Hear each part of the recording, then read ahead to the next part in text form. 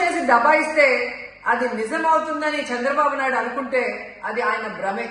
జనాన్ని మాయ చేసినట్టు శ్రీవారిని మోసం చేయాలంటే కుదరదన్న విషయం చంద్రబాబు నాయుడు తెలుసుకోవాలి. నిన్న జగన్ గారు తన తిరుమల పర్యటన మీద స్పష్టంగా ప్రెస్ మీట్ పెట్టడం జరిగింది. అయినా దాన్ని ఒప్పుకోకుండా చంద్రబాబు నాయుడు తప్పుల మీద తప్పులు చేస్తూ మళ్లీ మాట్లాడతాడు. జగన్మోహన్ రెడ్డి గారు తిరుమల రావడానికి భయపడుతున్నాడు, డిక్లరేషన్ ఇవ్వబడుతుంది కాబట్టి ఎస్కేప్ అవుతున్నాడు అని చెప్పి సూటిగా చంద్రబాబు నాయుడు గారికి చెప్తున్నా. చంద్రబాబు నాయుడు జగన్ గారి దమ్ము ధైర్యం గురించి రాష్ట్ర ప్రజలందరికీ బాగా తెలుసు.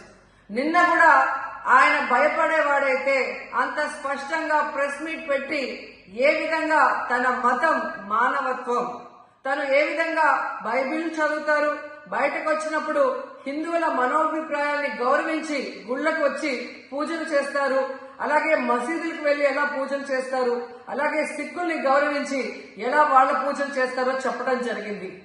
ఈ రోజు మీకు క్లియర్ గా తెలుసుకోవాల్సిన విషయం, మీకు దేవుడు అంటే భయం భక్తి లేదు కాబట్టి ఏంటనేది మీకు అర్థం కాదు. కానీ ఒక భక్తుడికి దేవుడి దగ్గరికి వెళ్ళాలి అన్నప్పుడు ప్రశాంతమైన వాతావరణంలో వెళ్ళాలనుకుంటాడు, ప్రశాంతంగా భగవంతుడిని పూజించాలని అనుకుంటాడు.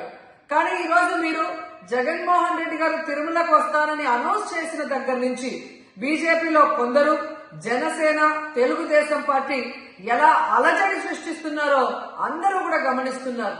ఏ విధంగా అలిపిరి దగ్గర మేము అటాక్ చేస్తాం, అడ్డుకుంటామని చెప్పటం, అలాగే వైఎస్ఆర్ కాంగ్రెస్ పార్టీ నాయకులందరికీ, కార్యకర్తలందరికీ నోటీసులు ఇచ్చి జగన్మోహన్ రెడ్డి గారి పర్యటనకి పర్మిషన్ లేదు కాబట్టి ఎవరొచ్చినా అరెస్ట్ చేస్తామన్నట్టుగా భయభ్రాంతులకు మీరు ఎలా గురి చేశారు. అండ్ ఈరోజు కుల రాజకీయాలు చేసి రాష్ట్రాన్ని భ్రష్టు పట్టించడమే కాకుండా మత రాజకీయాలు కూడా మీరు ఎలా చేస్తున్నారో అందరూ కూడా గమనిస్తున్నారు. ఇలాంటి వాతావరణంలో దర్శనం చేసుకోలేము కాబట్టే జగన్మోహన్ రెడ్డి గారు ఏ విధంగా ఆ తిరుమల ట్రిప్ ని క్యాన్సిల్ చేసి తన అభిప్రాయాల్ని ప్రెస్ ద్వారా ప్రజలకి తెలియజేయడం జరిగింది. సో నిజమైన భక్తుడు జగన్మోహన్ రెడ్డి గారు ఎప్పుడైనా మళ్లీ వెళ్లి వెంకటేశ్వర స్వామిని దర్శించుకోగలరు. 5 సంవత్సరాలు తన తండ్రి మరి ముఖ్యమంత్రిగా వెంకటేశ్వర స్వామికి పట్టు వస్త్రాలు ఇచ్చారు. జగన్మోహన్ రెడ్డి గారు 5 సంవత్సరాలు మరి పట్టు వస్త్రాలు ఇచ్చిన తర్వాత ఈ నీచమైన రాజకీయాలు చేస్తూ డిక్లరేషన్ పేరుతో మీరు మాట్లాడుతూ ఎవరు అడ్డుకున్నారు అని చెప్పి మళ్లీ దిగజారుడు రాజకీయాలు చేస్తున్నారు. సో భగవంతుడితో పెట్టుకున్న చంద్రబాబు నాయుడు నీతో పాటు ఆడిస్తే ఆడే వాళ్ళందరికీ కూడా భగవంతుడు గట్టిగా సమాధానం చెప్తాడు.